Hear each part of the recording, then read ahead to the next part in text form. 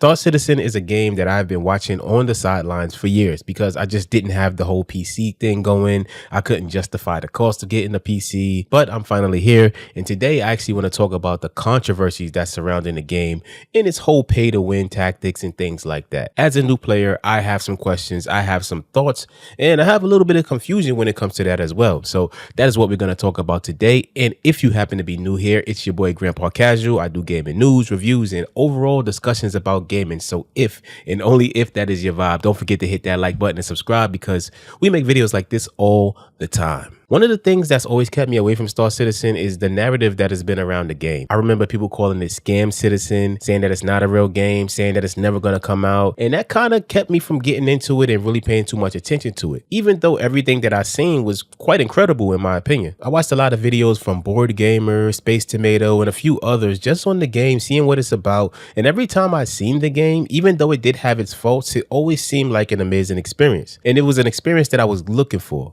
The reason why I was looking for this is because I played heavily in Elite Dangerous for a very long time. It was available on console. I was actually part of a clan there, and it was an overall good experience. You couldn't walk around and stuff like that. I mean, you can now with Odyssey, but back then you couldn't walk around. But overall, it was a great experience, and I'm like, man, I'm really into this. But after they abandoned console support for that game, I kind of fell off of it. I put a couple hundred hours in No Man's Sky as well, and after a while, it was just the emptiness of No Man's Sky that kind of had me like, this is cool, but I can only see other players at the Anomaly, or maybe if I invite some friends and we can play, but it's kind of missing that whole social aspect. And then I found out about Star Citizen, and I'm like, well, this looks like exactly what I want. You know, a really beautiful game that's immersive, that allows you to travel and explore on foot and inside of a spaceship, and it allows you to take on different roles. Anything that you want to be in this verse, you can be.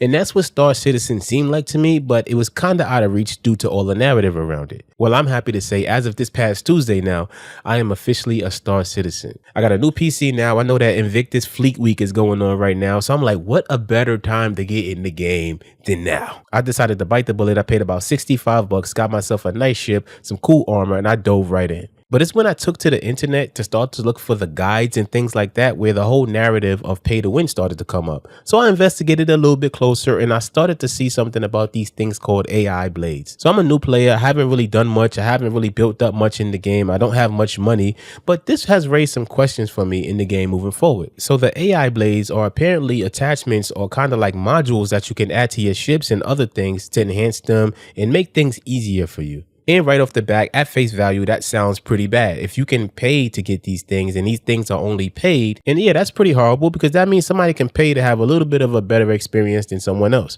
And it incentivizes them to work on the stuff that you pay for, and the stuff that you don't pay for is kind of like, well, you know what? You probably should have paid. So I totally get that. But it's just the pay to win thing that has me a little bit confused because so far it doesn't seem like there's anything to win in Star Citizen. From my perspective, my very short take with the game, even though, like I said, I've been monitoring the game from the sidelines for a few years now, it doesn't seem like this is a very competitive game. There's no competitive space. There's no leaderboards.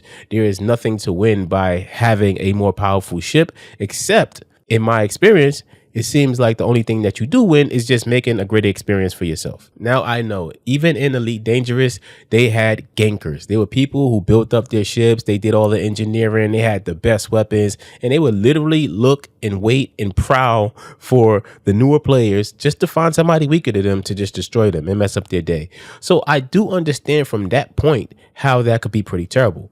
But when I look at Star Citizen as a game, it seems like it's more of an experience than a hardcore PvP experience where you got to be super sweaty and you have to really go hard in the game.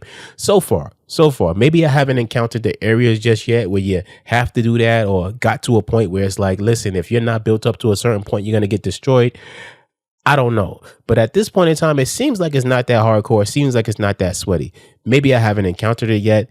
So take that with a grain of salt. But on the flip side, though, there are some items in Star Citizen that are ridiculously priced. They are like $15,000 packages and things like that. I don't know who's buying that, but somebody's buying it because they're selling and they made over $800 million so far. So somebody's buying that stuff. So I feel like the people that are buying those things and they want to spend thousands of dollars on them, they should have the right to. They should be able to. And the only way that I see it being a problem, which I haven't experienced it just yet, everybody in the community has been great to me. I've been in global chat, asking questions, getting answers, having some funny conversations. So I haven't encountered it just yet. But if that allows a player to be able to mess up the experience of another player because they spent money, that's where it becomes a problem. And that's where the checks and balances are going to have to come in. Getting one shot by a really advanced player with a fully loaded ship is not fun. I've had it happen to me in Elite Dangerous. It definitely turns people away from games at times too. So when it comes to AI blades or anything that you could pay for in this game, it seems like it's a little bit less about pay to win and more about preserving the experience for those who want to enjoy it. I know when I played Elite Dangerous, they had open play, they had solo play, and then they had matchmaking where you can play with your friends, which allowed you to stay away from gankers if you wanted to, play in the verse if you wanted to, but just play alone without any other players, or just play with your friends or your buddies whenever you wanted to. And I felt like that was a good balance, because if I didn't want to get ganked, but I still wanted to enjoy the game, I could. And I felt like that separation really allowed me to experience the game, experience the verse, and still be a part of everything that was going on without the risk of somebody coming through and just trying to ruin my experience. So this just raises another question for me, like how could Star Citizen actually fix this and remedy this? Number one, the obvious reason is don't make any enhancements to any ships payable. Like you shouldn't be able to pay real money to get anything to enhance yourself and make you better than everybody else, because that just makes the game unfun for those who are at the whims of that person who's just like washing everybody, just straight murder botting everything because they spent like $1,000 on their ship. Some people think that they should get rid of it entirely. Me personally, I think that they should keep it, just keep it earnable, because at the end of the day, as a solo player, I can't really fly a large ship by myself. I don't have 12 or 13 other people to man those spots. So to have that is useful and it does have value. Like I think about things like Elite Dangerous, right? They had a noob zone, right? You were in the noob zone, and those who are really advanced that have left, once you leave that system, you can't come back in. So that kind of preserved the experience for those who wanted to stay in that bubble and not get ganked and outmatched at the start of their match. I don't know if this exists in Star Citizen. I haven't seen it yet, but I think that's something that could be viable for things like this as well. For example, I know that Pyro, right? It's a lawless place. It's a place where PvP happens a lot of the time. And I think that's kind of like the general consensus there, where it's like, if you go to Pyro, you know that if you go to Pyro, you're probably going to get into some PvP stuff. Like you're kind of looking for it at that point. So I think the biggest problem is those PvP guys now, they can go and spend money on AI blades, really beef up their ships, leave Pyro, and then come to Orison or something like that and just fly around and look for ships to like destroy because they know people just started. Or they can just go the Elite Dangerous route, like I said, have the open play and solo queue. I don't know if this is going to destroy the whole experience and everything like that. And I do know they have a lot going on with server meshing. So I don't know how any of this would work. Don't get me wrong. I'm no engineer. I'm no programmer. I have no clue how to do any of that stuff. So these are just things that are coming off the top of my head. But in terms of solutions, that seems like maybe it could be another one. But given everything that's come with Star Citizen, given the negative narrative, the talk about its funding and how it's a scam and things like that, I gotta say, CIG, what they've done right is this game has heart and it has soul. So I gotta respect the vision, even though it's not done. And the game does have its problems. It has bugs. It has all the crazy stuff that you would expect. I'm sure it was much worse back in the day before I got on here. But at the same time, I can notice it. I still see it, the stuttering, the jittering, the things happen, getting stuck in ships, all that crazy stuff. It happens to me. But at the same time, I do think that there needs to be some checks and some balances to even things out, to make sure that if they do have things that people pay for, it doesn't ruin the experience for other people.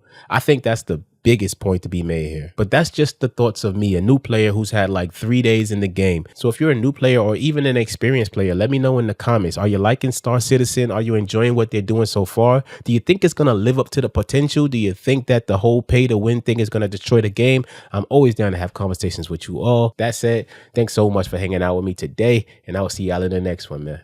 Peace.